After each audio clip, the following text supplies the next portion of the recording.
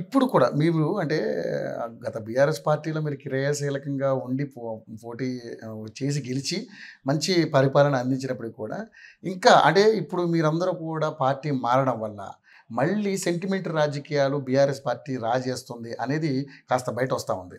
So ఆ సెగ మీకు కూడా తగిలిందా?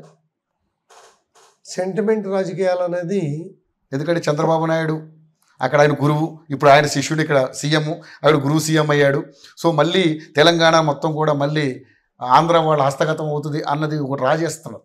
పాత ముఖ్యమంత్రి గారు కూడా ఆ చెట్టు కొమ్మే అన్న విషయం ఆ మాట్లాడే వాళ్ళకు కూడా తెలిస్తే టీఆర్ఎస్ పార్టీలో మేము ఉన్నాం.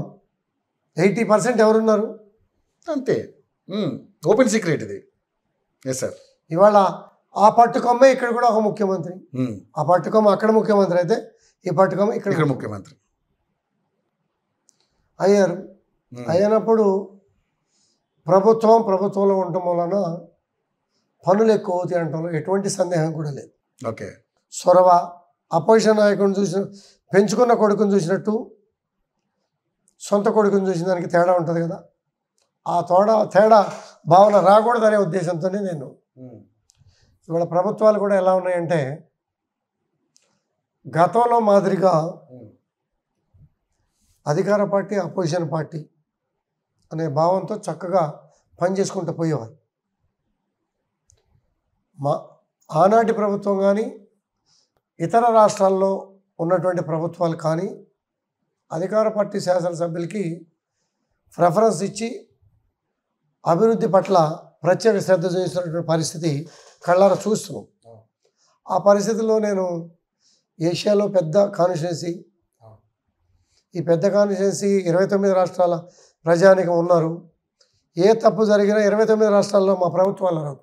ఏదున్నా కానీ నీతిగా నిజాయితీగా ఎటువంటి కరప్షన్ లేకుండా 10 ఏళ్ళు పనిచేశా. ఇంకో 5 ఏళ్ళు అవకాశం ఇచ్చారు ప్రజలు నాకు. అభివృద్ధి చేసి చక్కటి వనరులు ఏర్పాటు చేసి మంచి ప్రాంతంగా తయారు చేయాలనేదే నేను టార్గెట్గా పెట్టుకున్నా. అదే టార్గెట్తో ఎవరు ఎన్ని అన్నా, ఎవరు ఎన్ని అపవాదులు మోపినా ముక్కుసూటిగా పోతా. ధైర్యం ఉండి అపవాది మోపేవాళ్ళు ఎవరన్నా ముందుకు వస్తే ఛాలెంజ్గా సమాధానం చెప్తా.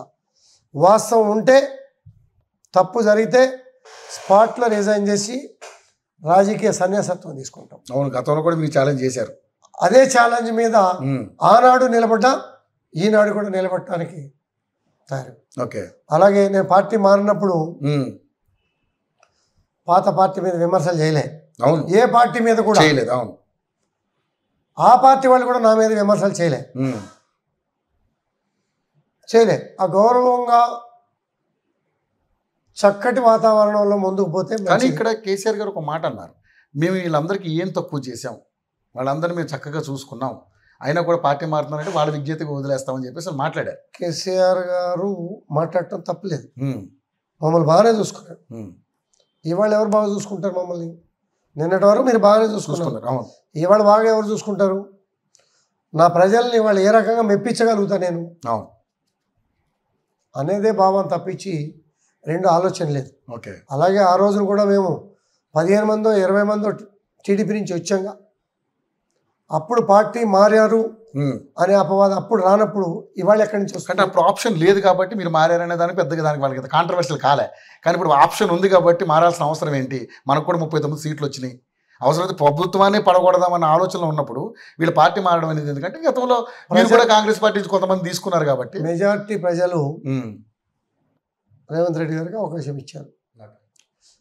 పడగొట్టడం అనేది న్యాయమా అనేది, మంచి ఏంటి చెడ్డ ఏంటి అనేది సమాజం ఆలోచిస్తూ ఉంది.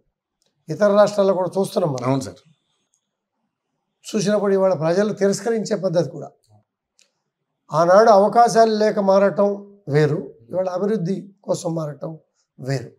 అవకాశం ఇచ్చినప్పుడు మెరుగైన పాలన, గత ప్రభుత్వానికన్నా మెరుగైన పాలన మేము అందిస్తామని చెప్పి రేవంత్ రెడ్డి గారు చెప్పబట్టే వాళ్ళు రేవంత్ రెడ్డి గారికి అవకాశం ఇచ్చారు. ఆయన అన్ని కోణాల్లో పాత ఇబ్బందులను అధిగమించి, నిన్నే ఒక మీడియాలో విన్నా, మేము ఏ రాష్ట్రానికి పోటీ కాదు, దేశానికి ఒక గొప్ప రాష్ట్రం కావాలని కోరుకుంటున్నాం అనే మనస్తత్వంతో ముందుకు పోతున్నటువంటి ముఖ్యమంత్రికి మనం పడగొట్టాలని చూడటమో, పోటీ పడి మంచి అభివృద్ధి చేయాలనుకున్న ముఖ్యమంత్రికి స్నేహహస్తం అందించి మన రాష్ట్రం బాగుపడాలి, రాష్ట్రాలు వేరుపడ్డట్టు ఉద్యమాలు చేసినటువంటి ఫలితం రావాలని కోరుకోవాలి తప్పించి ప్రభుత్వాలను పడగొట్టాలి అనేది మంచిది.